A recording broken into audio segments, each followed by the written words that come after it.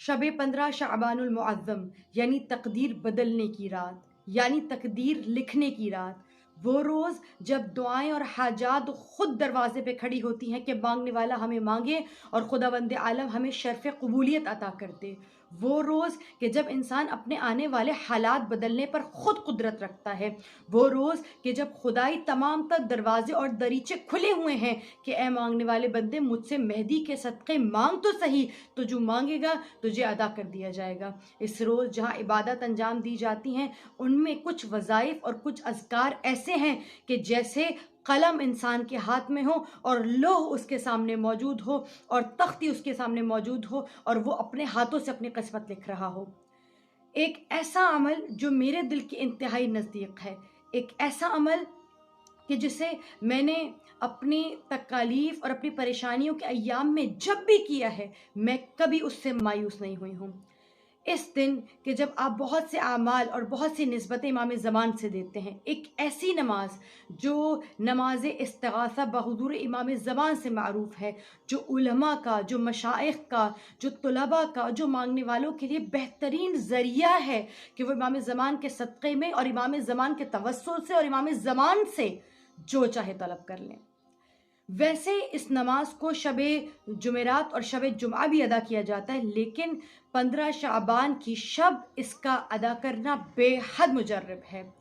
کرنا کیا ہے کہ آپ نے 2 رکعت نماز ادا کرنی ہے، 2 رکعت اس طرح سے نیت کرنی کہ 2 رکعت نماز استغاثہ بحضور امام الزمان ادا کرتا ہوں یا کرتی ہوں قربتاً الی اللہ، اور فجر کی طرح نماز پڑھیں، لیکن پہلی رکعت میں سورہ فاتحہ کے بعد سورہ نصر کی تلاوت کریں اور دوسری رکعت میں سورہ فاتحہ کے بعد سورہ کافرون پڑھ لیجئے۔ نماز کو تمام کرنے کے بعد اگر مرد ہیں تو پاؤں اور سر برہنہ، اور اگر عورت ہیں تو سر کو ڈھک لیجئے اور پیر برہنہ کھلے ہوئے آسمان کے نیچے جائیے اور 595 ٹائمز آسمان کی طرف دیکھ کے کہیے یا حجت القائم یا حجت القائم یا حجت القائم، اسے 595 ٹائمز کہیں، اور پھر بعد میں بغیر کسی سے کلام کیے، بغیر کچھ بولے سیدھا جائے نماز پہ جائیں، سجدے کی حالت میں ہو کر سجدے میں جا کر 70 ٹائمز پڑھیے یا امام زمان یا صاحب الزمان یا قائم آل محمد ادرکنی ولا تحلکنی بحق فاطمۃ الزہرا، یا صاحب الزمان قائم آل محمد ادرکنی ولا تحلکنی